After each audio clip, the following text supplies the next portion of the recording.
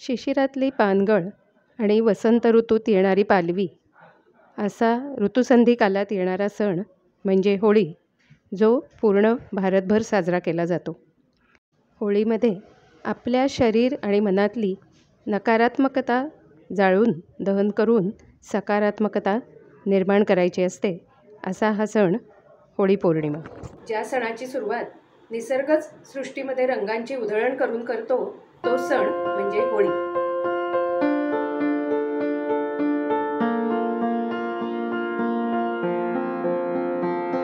नमस्कार, मी डॉक्टर अस्मिता. आज मी तुम्हाला होळी या सणामागे आयुर्वेदिक शास्त्र काय आहे आणि होळी हा सण कशा पद्धतीने साजरा केला पाहिजे हे सांगणार आहे. आपण ऋतुचर्येमध्ये बघितलं की सगळे सण साजरे करण्याची पद्धत ही ऋतुचर्येच्या किंवा त्या ऋतूच्या अनुसार केलेली आहे. होळी हा सण येतो तो शिशिर आणि वसंत या दोन्ही ऋतूंच्या ऋतुसंधी कालात. आपण ऋतुचर्येच्या व्हिडिओमध्ये बघितलं की ऋतुसंधी कालामध्ये पहिला ऋतूचे शेवटचे दिवस आणि दुसऱ्या ऋतूचे पहिले दिवस असं मिळून हा ऋतुसंधी काल होतो. या ऋतुसंधी कालामध्ये पहिल्या ऋतूमधले काही हवेतले बदल अजून असतातच, पण त्याच वेळेला नवीन ऋतूची सुरुवातसुद्धा हवेतल्या बदलांमुळे आपल्याला जाणवते.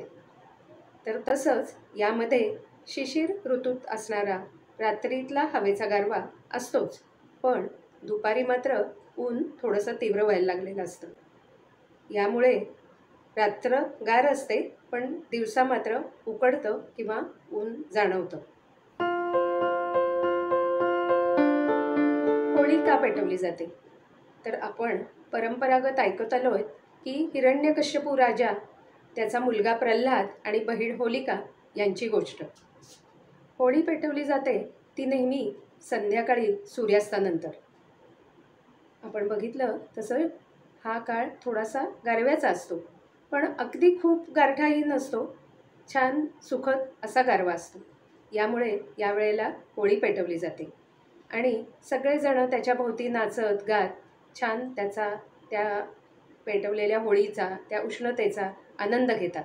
बुरा न मानो होली है असं म्हणत एखाद्या व्यक्तीबद्दलचा राग, द्वेष, मत्सर सगळं व्यक्त केलं जातं. ते एवढ्याचसाठी की त्या होळीमध्ये आपण आपल्या त्या व्यक्तीबद्दलच्या सगळ्या नकारात्मक भावना जाळून टाकायच्या आणि त्या व्यक्तीबद्दल आपल्या मनात सकारात्मकता निर्माण करायची आणि त्यानंतर मात्र आपण त्या व्यक्तीबद्दल चांगला विचार करणार आहोत. वसंत हा नवचैतन्याचा ऋतू आहे, नवप्रेरणेचा ऋतू आहे. तर त्याचं स्वागत करायचं असेल तर आपलं मन सकारात्मक असं असलं पाहिजे. यासाठी होळीमध्ये आपण आपल्या सगळ्या अमंगल, अपवित्र किंवा नकारात्मक विचारांची आहुती द्यायची असते. बऱ्याच ठिकाणी होळी जळून गेल्यानंतर दुसऱ्या दिवशी ती राख कपाळाला लावली जाते, पण पूर्वीच्या काळी होळीसाठी जी लाकडं वापरली जायची ती ठराविक आणि औषधी अशीच वापरली जायची आणि यासाठी ती राख कपाळाला लावायची अशी पद्धत होती. पण हल्ली मिळेल ते वस्तू घेऊन आपण होळी पेटवतो. यासाठी आता जी होळीची राख असते ती अशी कपाळाला लावू नये. होळी रे होळी पुरणाची पोळी असं म्हटलं जातं. होळीमध्ये पुरणाची पोळी का बरं केली जाते? होळीला नैवेद्य दाखवला जातो तो पुरणाची पोळी आणि खीर. पुरणाची पोळी आणि खीर हा नैवेद्य का? तर आपण बघितलं की शिशिर आणि वसंत याच्या ऋतुसंधीमधला हा सण आहे. यामुळे शिशिरातलं आपलं अग्नी किंवा शिशिरातलं बल अजूनही बऱ्यापैकी तसंच आहे. यासाठी पुरणपोळी ही गुरु असली तरी ती या वेळेला नैवेद्य म्हणून दाखवली जाते. शिशिर ऋतूतली वृक्षता आणि वसंत ऋतूतला उन्हाळा हे लक्षात घेऊन पुरणपोळी खाताना मात्र भरपूर दूध किंवा तुपाबरोबर खावी. खिरीचा नैवेद्य का? खीर ही पचायला त्यामानाने हलकी असते. खिरीमध्ये दूध, तूप याचा वापर केलेला असतो. यामुळेच शिशिरातली वृक्षता आणि वसंतातली उष्णता या दोन्हीवरही ती परिणामकारक ठरते. तसंच खीर खाल्ल्यानंतर तहान होत नाही. त्यामुळे वसंत ऋतूत उकाडा सुरू झाल्यामुळे जी थोडी आपल्याला तहान लागायला लागलेली असते ती पण खिरीमुळे कमी होते तृप्ती किंवा समाधान मिळतं. या सणाला रंग खेळले जातात ते मात्र दुपारच्या वेळेला. याचं कारण दुपारी ऊन असतं आणि या उन्हात थोडाफार रंग खेळून एकमेकांच्या अंगावर पाण्याने रंग उडवल्यामुळे थोडासा गारवा की जो त्यावेळेला हवाहवासा वाटतो त्याचा आनंद घेता येतो. तसंच हे रंग उडवत असताना बऱ्याच ठिकाणी विशेषतः उत्तर प्रदेशामध्ये यावेळेला थंडाई पेली जाते. ही थंडाईसुद्धा पुढे येणाऱ्या वसंत ऋतूतला उन्हाळा सुसह्य व्हावा याचं प्रतीक म्हणूनच केली जाते. होळीसाठी रंग कोणते वापरावे? आजकाल आपण सर्रास बाहेर मिळणारे केमिकल असणारे रंग वापरतो, पण या रंगांमुळे बऱ्याच जणांना अनेक प्रकारचा त्रास होतो. विशेषतः त्वचेचे त्रास जास्ती होतात. त्वचेची आगाग होणं, त्वचेवर रॅश येणं, स्किन इरिटेशन, डोळ्यांची आग होणं असे अनेक त्रास या रंग खेळण्यानंतर होतात. रंगांमधली केमिकल तर इतकी तीव्र स्वरूपाची असतात की त्यांनी नंतर त्वचेचे गंभीर आजारही होऊ शकतात.